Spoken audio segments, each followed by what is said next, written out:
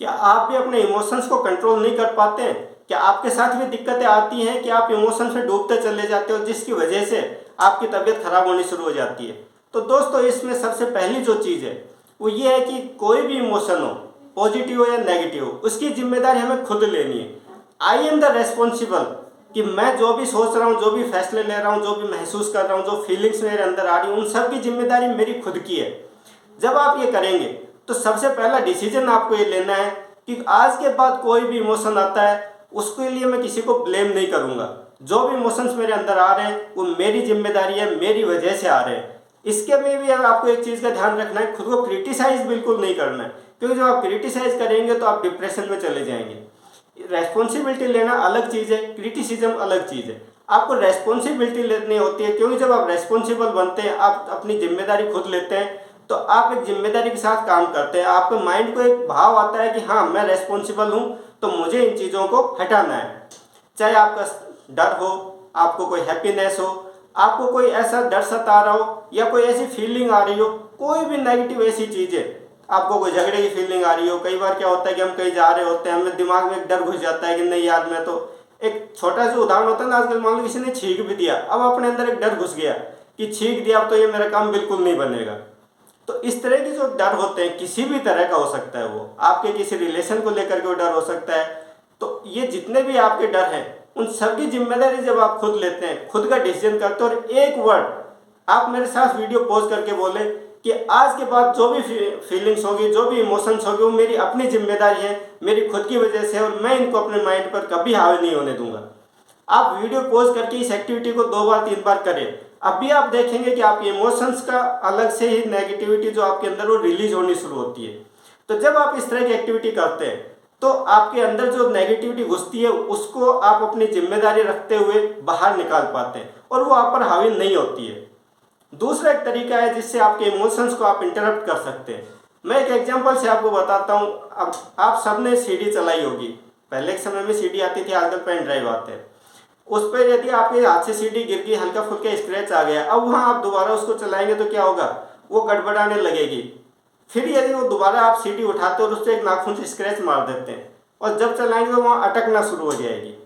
यदि आपने यही काम उसमें 3 4 5 बार कर दिया तो अब उसका पूरा पैटर्न खराब हो गया, क्योंकि सीडी पे क्या होता है, पैटर्न्स बने होते हैं। अब वो सारे पैटर्न्स बिगड़ चुके हैं और वो सीडी चलेगी ही नहीं। सेम टाइप से आपको करना है। मान लीजिए आप किसी दोस्त के साथ बातचीत कर रहे हैं, आपको बड़ा गहरा झटका लगा हुआ, बड़ा दुख हो रखा है आपको किसी बात को लेकर के। अब आप उस दोस्त को बता रहे हैं और बताते बताते आप ऐसी फीलिंग तक पहुंच गए हैं कि आपको लग रहा है कि अब तो मेरी आंखों से आंसू आने वाले ही हैं। उसी समय आपकी डोरबेल बजी और कोई आया। आपके साथ क्या हुआ, वो इमोशन जो चल रहा था वो ब्रेक हो गया। अब आप जब वापस लौट कर आएंगे तो आप तुरंत उसी इमोशन में नहीं जा सकते।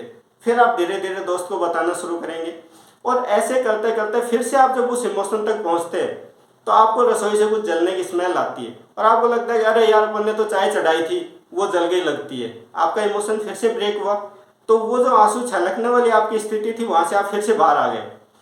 फिर आप तीसरी बार दोस्त के साथ कुछ रूबरू होते हैं, कुछ बातचीत शुरू करते हैं और आप उसको बताने लगते हैं कि क्या आपको दुख था, किस तरह से आपको फीलिंग्स हो रही है और क्या आप परेशानियों से घिरे जा रहे हैं। और फिर आप धीरे धीरे वहाँ तक पहुँचते पहुँचते और आप उस इमोशन में डूबते जा रहे हैं।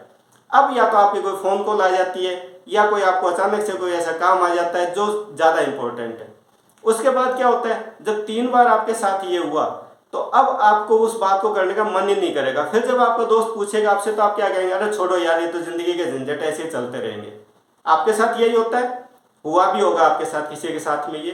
तो ये क्या हुआ, अनकॉन्शियसली हमारे माइंड में एक पैटर्न जो था वो बार बार ब्रेक हुआ, जिसकी वजह से आपके साथ 3 या 4 बार के बाद क्या हुआ, अब वो इमोशन आपको महसूस ही नहीं हो रहा। अब क्या हो रहा है, जो आप काम करना चाह रहे हैं, जो काम आपको रूटीन में करने हैं, वो ज़्यादा याद आ रहे हैं।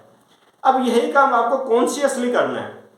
आपको जो भी इमोशन परेशान कर रहा है, जो भी आपको इमोशन से तकलीफ जा रही है, उस इमोशन को आपको शांत बैठना है, गर्दन को नीचे करना है, आंखें थोड़ी झुका के रखनी है और फिर आपको याद करना है, को इतना डीप याद करना है कि आपकी आंखों से आंसू छलकने वाले हों। लेकिन जब छलकने वाले हों तब ब्रेक करना है उसको, उस इमोशन में घुसना नहीं है, डीप तक जाना नहीं है।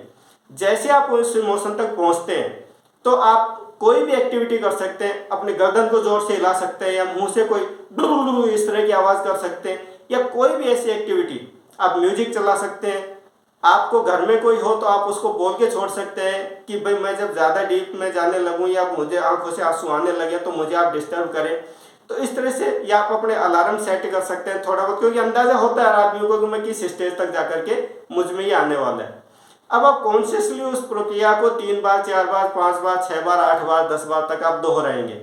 जब आप बार बार उस प्रोसेस को करेंगे और वो जो इमोशन में आप जा रहे हो वहाँ जा करके जब आप उसको ब्रेक करेंगे तो धीरे धीरे क्या होगा, 8वीं 10वीं बार के बाद में ये निश्चित बात है कि आपको उस इमोशन को याद करने की प्रॉब्लम ही नहीं रहेगी और आपका वो डर अंदर से बाहर निकल जाएगा।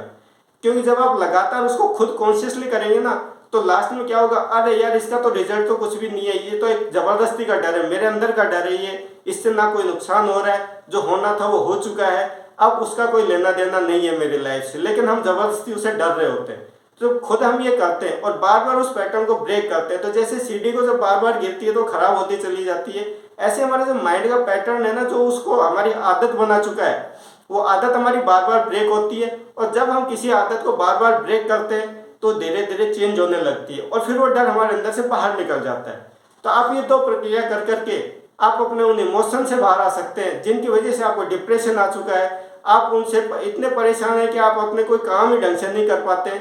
तो ये सारी चीज़ें आप ट्राई कर सकते हैं और यदि आपको इनके रिजल्ट आते हैं तो आप इस वीडियो को शेयर करें, चैनल को सब्सक्राइब करें। और फिर भी आपके कोई नियर डियर को इस तरह की परेशानी हो तो आप मेरा कॉन्टैक्ट नंबर दिया गया है, मुझसे बात करवा सकते हैं। Thank you.